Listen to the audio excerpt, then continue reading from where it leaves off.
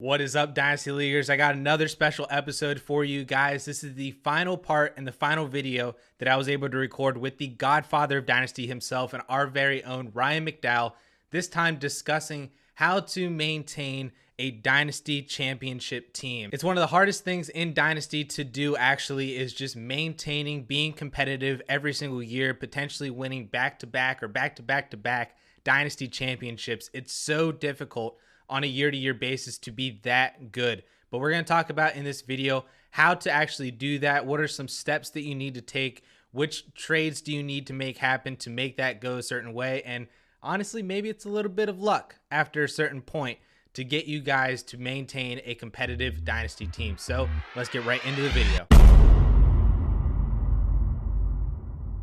Everybody wants to be the New England Patriots, right? The 2000s New England Patriots. You want to win 5 times in a row. You want to win 7 out of the 10 years in your league and just rub it into all of your Dynasty managers, other league mates' faces and stuff like that.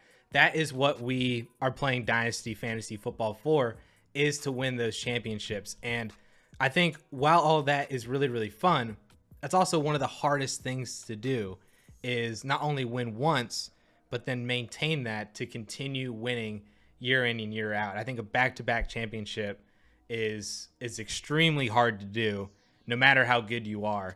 But that is going to be the topic of today's video, Ryan, and I am extremely excited to break this thing down with you and to help give the listeners, I think, a little bit of insight on how to maintain a championship level team.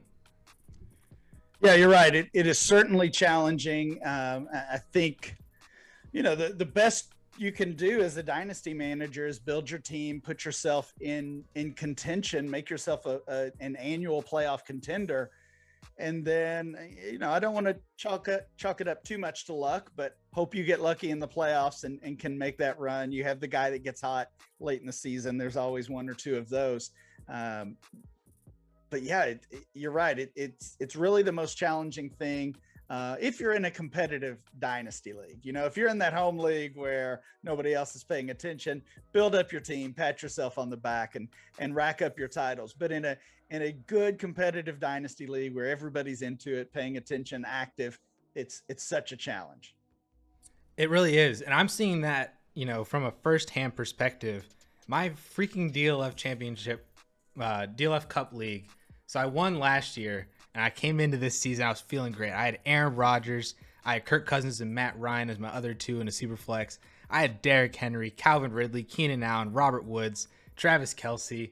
Like I was looking at my team. I was like, I got a top 5 running back, top 5 tight end, probably a top 5 wide receiver and 2 other top 15s.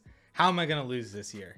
And a Derrick Henry injury later, a Calvin Ridley, whatever that is later, a Robert Woods torn ACL later, underperformance by the majority of my league or my lineup.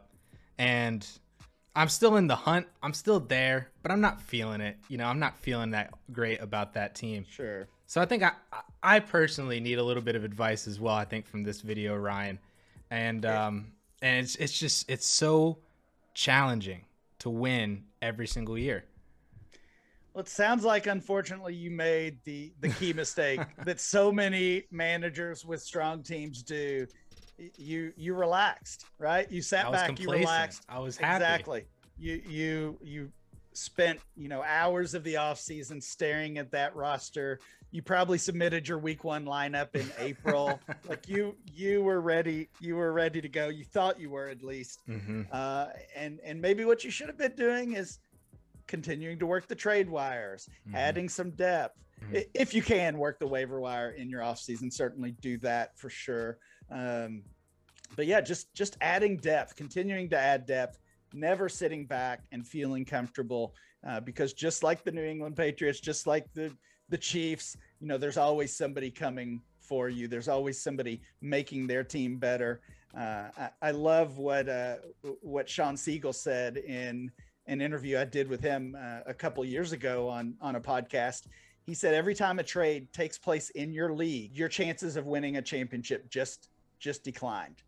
And because no matter what the trade is, no matter how small it is, one of the teams in your league, and maybe even both of the teams in your league, got better. They gained, they either increased their edge on you or they got closer to you. So if you're not making those trades, if you're letting somebody else sneak in and get a good deal, they're getting better and you're not. The first question that we need to address is those trades, like you said. So, how do you avoid being complacent and looking at your roster and being like, man, I got a lot of firepower and I don't really need to do anything. I'm cool. I'm just sitting until next year. How do you avoid doing that? And how do you work, trading with your other league mates to make your team better than what you might perceive that it actually is? There's a lot that goes into that. I would say one thing is don't be afraid to trade any player. If it's Derrick Henry, if it's Aaron Rodgers or Calvin Ridley, certainly Ridley had a lot of hype and high expectations entering the season.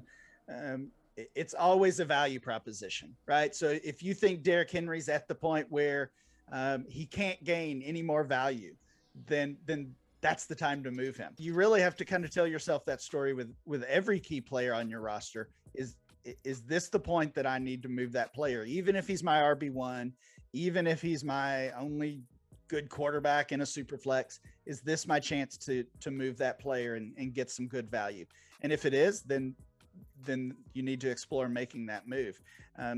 In general, I think whatever your team building strategy is, we've talked productive struggle and we've talked, building around wide receivers, building around youth, whatever your plan is that has gotten you to this strong team, you just keep doing that. You don't sit back and be complacent. If you have used draft picks and loaded up on youth, and now those young players are strong contributors, great. Keep loading up on youth. Keep using those draft picks. It's already worked. So keep it going and don't be complacent, as you said. Yeah. So I think that leads me into the next thing here. And we've talked a little bit about continuing to make trades and, continue to still trade for draft picks. But I think one of the other biggest things too with contending is everybody wants to trade away their draft picks. And I think that's one of the easiest moves that a lot of people contending make. But I think it also could be one of the more detrimental, because if things don't go a certain way, that pick that you thought was 110, 111, 112 now might be 105, 106. You skirted into the playoffs, maybe barely missed the playoffs. I guess, Ryan, like how do you approach, while you're contending, moving draft picks? And then on the flip side, I guess, acquiring them as well. How do you approach just draft picks in general as a perennial contender? Well, again, going back to the complacency issue, when you have a successful team, you're not complacent because you're lazy, most likely. You're complacent because you're overconfident. And I think that, hey, if you felt that, Addison, sorry, right? Nope, that was just a general statement. No, I've been guilty of that myself for sure. But that's really what it is, right? You're overconfident. You look at your roster, you feel great about it. And I think trading draft picks and honestly really being loose with those draft picks is another example of being overconfident in your current team, because those players on your team are going to lose value. They're going to get hurt. They're going to struggle. And that's why I think depth is so key, even with contending teams and with championship level teams. Build up that depth. One of the easiest ways to build that depth is to use those late first rounders. And if you're looking at a late first rounder, no matter what part of the season it's in or what part of the calendar you're in, if you're looking at that as a throwaway pick or a pick that can't help you, then I think you've already got the wrong idea about that asset. Because not only have we seen plenty of players in the late first round or beyond be strong dynasty assets, but we know those picks are always going to have value. Somebody's always going to want that pick, and it's going to have its most value in almost every single case right around draft time. So if you are selling that pick at the trade deadline or early in the season for a random veteran that might start a game or two for you, that's a bad process. The trades that I like the best from this standpoint, maintaining that championship level teams, are those consolidation trades. So you built up a championship level team. You've got plenty of depth. You've got guys who are top 24 wide receivers on the season that are like your wide receiver 6 or something like that. That's the best spot to be. And then you take, and this can be in season or off season. You take 2 or 3 of those guys, put them together, and get a stud. And those deals, we talked about this a little bit, I think, on the Productive Struggle show. Those deals have become a little harder to do.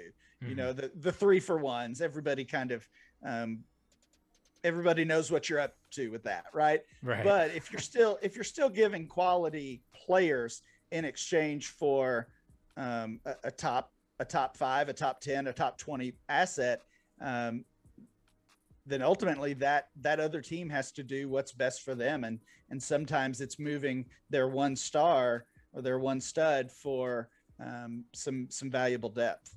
So I think the final thing that is really important for contending teams, championship level teams, is not underestimating the waiver wire. I think early in the year, the waiver wire could be very helpful to a championship level team. It could be that running back that nobody expected to be a handcuff and is now thrown into, RB1 type level production. I think Mike Davis was the poster child of that last year, who had almost an entire season's worth of high-end RB2 value off the waiver wire for Christian McCaffrey. And I think that you could do that with a multitude of running backs. You could do that with quarterbacks. Taylor Heineke offered some QB1 weeks this year. I think the waiver wire is just very, very important to help buy you wins, or even just 1 win. Just you pick up Dearness Johnson, you spend all your fab on Dearness Johnson, and he's an RB1 for 1 week, and that helps win you a week, and you're happy. That moves you towards another championship because it's another win. It's another potential path to being the top seed, getting that first round bye, all that extra stuff. I think buying wins off the waiver wire is super, super important for championship teams. I totally agree. And it's yet another example of overconfidence in your own team.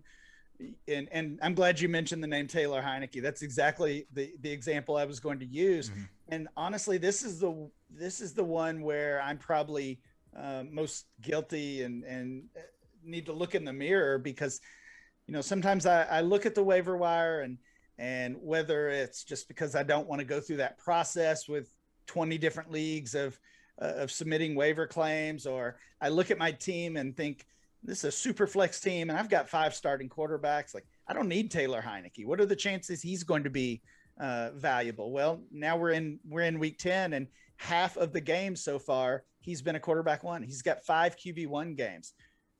If it's July or August and you think, I don't need Cordarrelle Patterson, what are the chances that he helps me? Well, he's the top 10 running back right now, or I guess wide receiver, depending on what site you play on. But obviously one of the most valuable assets of this entire season, because of not only the level he's been producing at prior to that injury, but his cost. His cost was free from the waiver wire, and jerks like me looked at my team and thought, I don't need Cordarrelle Patterson. I don't need Taylor Heineke. So being overconfident can hurt you. Don't think about it as, is this guy ever going to start for me? Even if he doesn't, that doesn't mean he won't start for somebody else. He doesn't have value to somebody else.